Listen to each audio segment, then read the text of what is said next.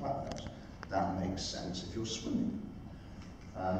The larynx has descended. In a chimpanzee, the larynx is very high at the throat, so they can swallow and breathe at the same time.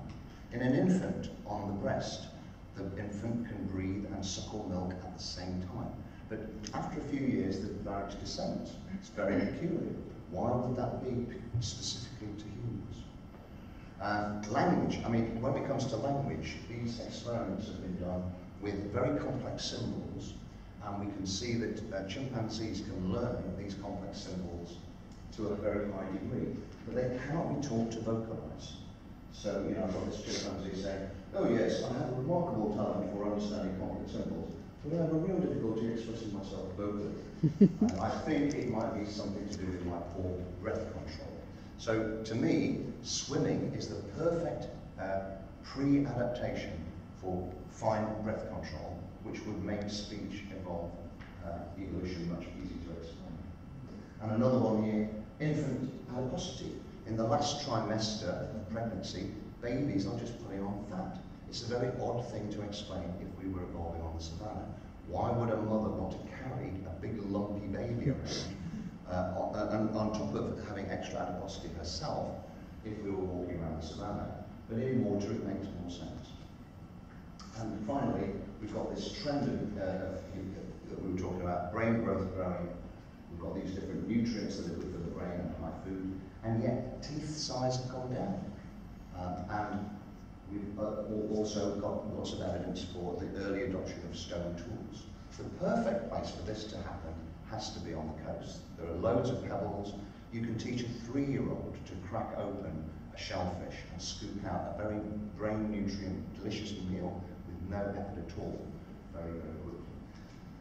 So, out of all of these things, though, the thing I was interested in was bipedalism.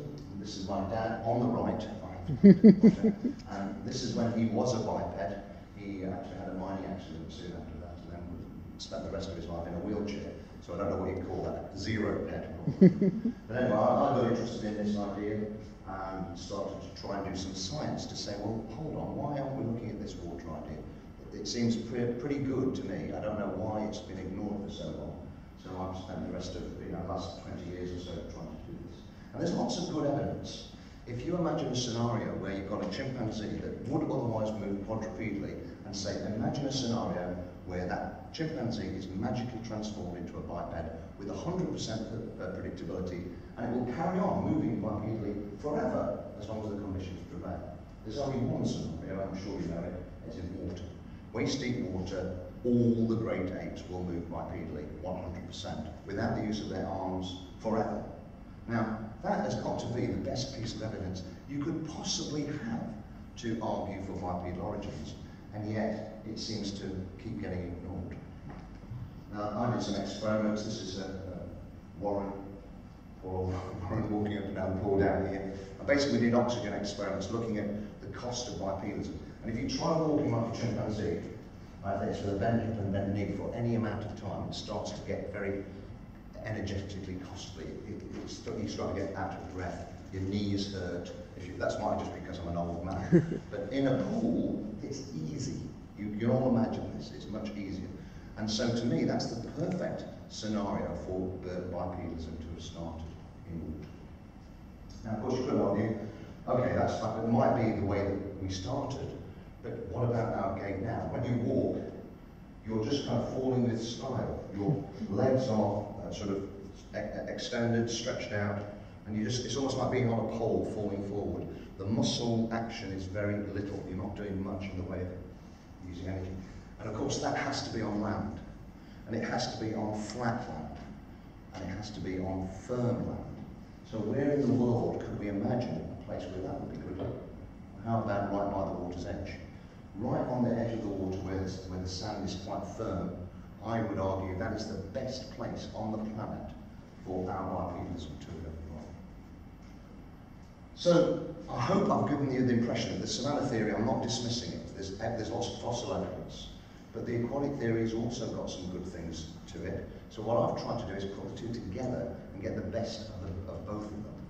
And I call this waterside hypotheses. Waterside hypotheses of human evolution. And it's based on this point.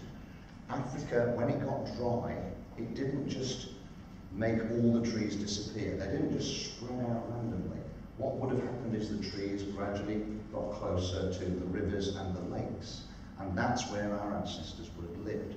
So as Africa got drier, it didn't get drier uniformly, and it would have got wet sometimes, where these gallery forests would have become flooded, and there were seasons when it got really wet, and sometimes it got really dry.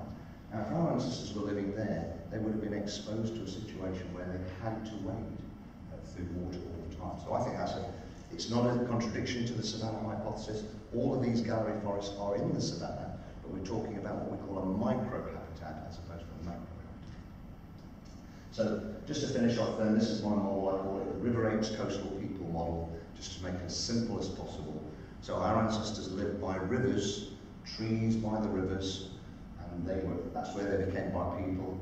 And of course, rivers lead to the sea, and the sea provides a lot of food, which is much more reliable than out on the open plains. And that's where our ancestors, I think, evolved. And all the earliest evidence, as I said, the Blombos cave down here, and up in Eritrea, in Ethiopia, very early fossil evidence for the early humans. So it's backed by a lot of evidence as well. So, what's the way forward here? Well, Alistair Hardy, the guy that first wrote about this, when he wrote about it, he was very modest. He said, look, we don't know, no one will ever know, but at least these ideas should stimulate more science and more inquiry. And that's what I'm trying to do here today. I'm hoping that somebody listening to this will think, actually, that's not a bad idea, and maybe I should do some science as well. So there's plenty of work to be done. This is an idea that's been ignored, really, for 50 years. And I'm trying to do my bit, but there's a lot more that needs to be done. So this is my contact details if anyone's interested. That's it.